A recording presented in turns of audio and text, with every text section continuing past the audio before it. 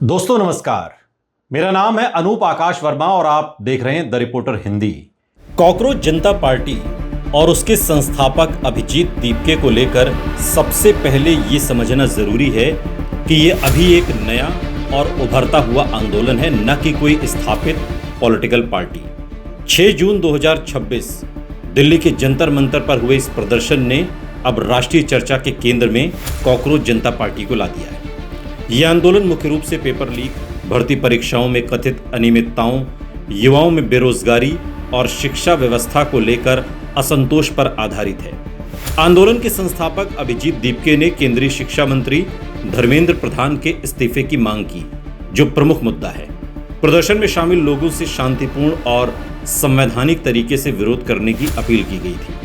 अभिजीत दीपके का नाम अचानक राष्ट्रीय स्तर पर तब उभरा जब सोशल मीडिया पर कॉकरोच प्रतीक के माध्यम से युवाओं की नाराजगी को संगठित करने की कोशिश शुरू हुई। विभिन्न रिपोर्ट्स के अनुसार यह आंदोलन पहले एक व्यंग्यात्मक ऑनलाइन अभियान के रूप में शुरू हुआ था, लेकिन बाद में ये शिक्षा, रोजगार और अवसरों की कमी जैसे मुद्दों पर वास्तविक राजनीतिक सामाजिक आंदोलन में बदलने लगा। कुछ रिपोर्ट्स की माने तो उनके सोशल मीडिया नेटवर्क ने बहुत कम समय में करोड़ों फॉलोअर्स जुटा लिए। आज की तारीख में कॉकरोच जनता पार्टी इकलौती ऐसी पार्टी है जिसके सबसे ज्यादा फॉलोअर हैं। न बीजेपी के हैं, न कांग्रेस के, न आम आदमी पार्टी के या किसी और दल के। अब सवाल यह है कि क्या ये नेपाल, बांग्लादेश या श्रीलंका जैसी युवा आधारित राजनीतिक लहर की शुरुआत है? इसका उत्तर अभी स्पष्ट रूप से हाँ या ना में नहीं दिया जा सकता। नेपाल और बांग्लादेश के आंदोलनों की पृष्ठभूमि में लंबे समय से जमा राजनीतिक असंतोष, छात्र संगठनों का मजबूत ढांचा और व्यापक सामाजिक लामबंदी थी। भारत में सीजेपी फिलहाल मुख्य सोशल मीडिया आधारित नेटवर्क के रूप में दिखाई देती है। हालांकि कुछ अंतर्राष्ट्रीय और भारतीय मीडिया रिपोर्ट्स में इसकी तुलना दक्षिण एशिया के हालिया युवा आंदोलनों से की है, लेकिन ये तुलना अभी प्रारंभिक स्तर की है। जहां तक जंतर मंतर पर प्रदर्शन का प्रश्न है, वहां सैकड़ों से लेकर हजारों लोगों की मौजूदगी के साथ अलग अलग दावे सामने आए।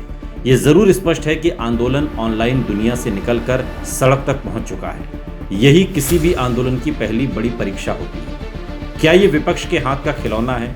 अभी तक इसके समर्थन में कोई ठोस सार्वजनिक प्रमाण नहीं है। ये किसी एक विपक्षी दल द्वारा संचालित आंदोलन है। दूसरी तरफ सत्ता पक्ष के कुछ नेताओं ने इस मुद्दे पर सवाल उठाए हैं और इसके पीछे राजनीतिक उद्देश्य होने के आरोप भी लगाए हैं, लेकिन उपलब्ध सार्वजनिक तथ्यों के आधार पर इसे किसी एक राजनीतिक दल का प्रत्यक्ष विस्तार कहना उचित नहीं होगा। असल में इस आंदोलन की ताकत और कमजोरी दोनों एक ही जगह है, युवा असंतोष। भारत में बड़ी युवा आबादी है और रोजगार, भर्ती परीक्षाओं तथा पेपर लीक के मुद्दे व्यापक चिंता के विषय रहे हैं। यदि सीजेपी इन मुद्दों को लगातार उठाती है और जमीनी संगठन बनाती है तो ये एक प्रभावशाली दबाव समूह, एक प्रेशर ग्रुप तो बन सकती है, लेकिन यदि ये केवल सोशल मीडिया की लोकप्रियता तक सीमित रह जाती है तो कई अन्य डिजिटल अभियानों की तरह इसका प्रभाव भी सीमित हो सकता है। एक और महत्वपूर्ण पहलू यह है कि अभिजीत दीपके और उनके समर्थक लगातार शांतिपूर्ण विरोध और संवैधानिक तरीके की बात कर रहे हैं। उनके द्वारा जारी दिशा निर्देशों में भी अनुशासन, अहिंसा और शांतिपूर्ण प्रदर्शन पर जोर दिया गया है। राजनीतिक दृष्टि से देखा जाए तो अभी ये कहना जल्दबाजी होगी कि सीजेपी नरेंद्र मोदी सरकार के लिए कोई बड़ा संकट बन जाएगी, लेकिन ये अवश्य कहा जा सकता है कि यदि परीक्षा और रोजगार संबंधी मुद्दे लगातार बने रहते हैं तो ऐसे आंदोलन सरकार पर राजनीतिक और नैतिक दबाव बढ़ा सकते हैं। किसी भी लोकतंत्र में युवाओं की नाराजगी यदि संगठित रूप से आकार लेती है तो उसे नजरअंदाज करना कठिन हो जाता है। भविष्य की संभावनाओं की बात करें तो सीजेपी के सामने 3 बड़ी चुनौतियां हैं। पहली, ऑनलाइन समर्थन को वास्तविक संगठन में बदलना। दूसरी, एक मुद्दे यानी पेपर लीक से आगे बढ़कर व्यापक राजनीतिक एजेंडा तैयार करना। तीसरा, विभिन्न राज्यों में स्थायी नेटवर्क खड़ा करना। यदि ये तीनों काम सफलतापूर्वक हो जाते हैं तो सीजेपी आने वाले वर्षों में एक प्रभावशाली युवा आंदोलन या दबाव समूह बन सकती है। लेकिन यदि संगठनात्मक विस्तार नहीं होता तो ये आंदोलन मुख्यतः प्रतीकात्मक विरोध तक सीमित रह सकता है।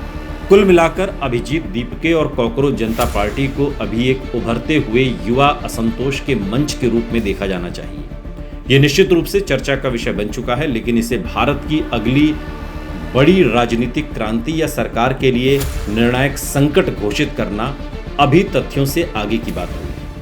आने वाले महीनों में यह स्पष्ट होगा कि यह आंदोलन सोशल मीडिया ट्रेंड साबित होता है या वास्तव में युवाओं की दीर्घकालिक राजनीतिक आवाज बनता है। लेकिन हाँ, मुद्दे इनके सही हैं, ये बात माननी है।